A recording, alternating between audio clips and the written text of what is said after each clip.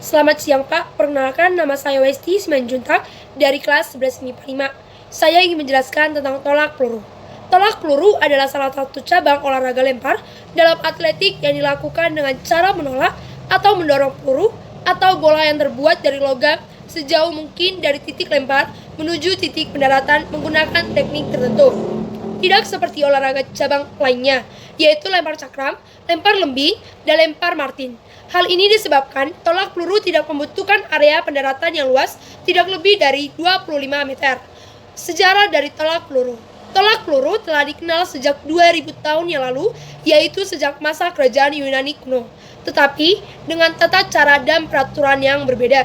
Menurut Homer, pada zaman dahulu, tolak peluru dikenal dengan nama lempar beban. Indonesia mengenal olahraga tolak peluru melalui pemerintahan kolonial Belanda yang memasukkannya dalam kurikulum pelajaran di sekolah-sekolah milik Belanda. Namun, tolak peluru hanya dimainkan oleh para siswa bangsawan Belanda sehingga kaum pribumi tidak terlalu mengenal olahraga ini. Teknik tolak peluru. Pada dasarnya, hakikat tolak peluru adalah memegang, lalu menolakkan peluru agar terlempar jauh. Karena itu, untuk dapat melempar peluru sejauh mungkin, Anda harus memperhatikan beberapa teknik dasar tolak peluru yang benar saat berlatih. Yang pertama ialah teknik memegang peluru. Peluru besi yang digunakan dalam olahraga tolak peluru memiliki bobot cukup berat, yaitu antara 3 kg hingga 7 kg lebih. Karena itu, Anda harus menguasai cara memegang peluru dengan benar agar jari tidak terluka atau bahkan patah. Teknik memegang peluru yang aman dapat dilakukan dengan 3 cara berikut. A. Letakkan peluru pada telapak tangan. Pegang peluru dengan erat menggunakan jari-jari tangan. Dengan posisi jari-jari dikembangkan, gunakan jari telunjuk, jari tengah, dan jari manis untuk meletakkan peluru. Yang B.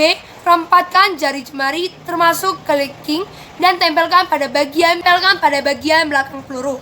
Letakkan ibu jari di bagian samping peluru agar seimbang. C.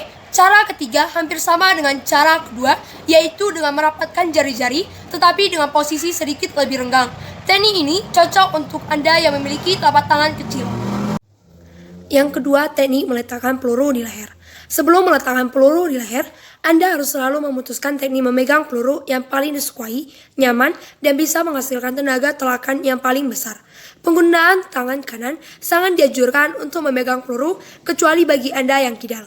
3. Teknik menolak peluru. Selain teknik memegang peluru dan meletakkannya di leher, teknik melempar atau melonjak peluru juga perlu diperhatikan agar menghasilkan lemparan sejauh mungkin. Peraturan tolak peluru. Setiap cabang olahraga tentu memiliki peraturan sendiri, termasuk tolak peluru. Ada 9 poin peraturan dalam cabang olahraga tolak peluru yang wajib ditaati para atlet. 1. Atlet diperbolehkan memasuki lingkaran tolakan dari arah mana saja. Biasanya, para atlet memiliki untuk memasuki lingkaran dari samping dan belakang. 2. Atlet tolak peluru hanya diberi waktu selama 60 detik untuk menyelesaikan pertandingan. Dihitung sejak namanya dipanggil. Jika dalam waktu 3 menit belum juga melakukan tolakan, atlet dikenakan diskualifikasi. 3. Atlet dilarang menggunakan sarung tangan, tetapi boleh menggunakan pelindung ruas jari selama pertandingan. 4. Atlet boleh memegang bagian dalam wilayah melempari berupa lingkaran besi. 5. Atlet harus menahan peluru menggunakan leher selama melakukan gerakan tolakan. 6. Atlet akan didiskualifikasikan jika meletakkan peluru tidak sesuai dengan peraturan. 7. Peluru hanya boleh ditolak dengan menggunakan satu tangan dengan posisi lebih tinggi dari bahu.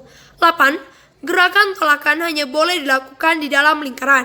9. Peluru harus mendarat di sektor area pendaratan yang disediakan atau 34,92 derajat.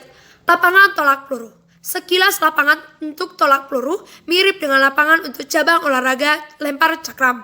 Perbedaannya terletak pada papan batas tolakan yang terdapat pada lingkaran tolak peluru. Adapun ketentuan untuk lapangan tolak peluru ialah sebagai berikut. 1. Lapangan tolak peluru terdiri dari 2 bagian, yaitu lingkaran tolakan dan sektor pendaratan. 2. Lingkaran tolakan memiliki diameter 2,235 meter dan dikelilingi ring besi dengan ketebalan 66 mm dan tinggi 2 cm sebagai batas lingkaran. Bagian depan lingkaran dipasangi balok atas tolakan dengan panjang 1,22 meter, tinggi 10 cm, dan tebal 11,4 cm. 3. Sektor pendaratan berupa tanah yang ditandai garis batas sekaligus garis ukur standar yang terletak di tengah sektor pendaratan. Panjang sektor pendaratan minimal 25 meter dengan sudut 40 derajat. Peralatan tolak peluru. Dalam sebuah pertandingan, tolak peluru diperlukan beberapa peralatan, yaitu 1 alat pengukur, 2 bendera, 3 peluit, dan 4 bola peluru. Untuk peluru yang digunakan, terdapat beberapa ketentuan sebagai berikut. 1. Peluru dapat dibuat dari besi, pasir, logam solid, dan material-material lainnya.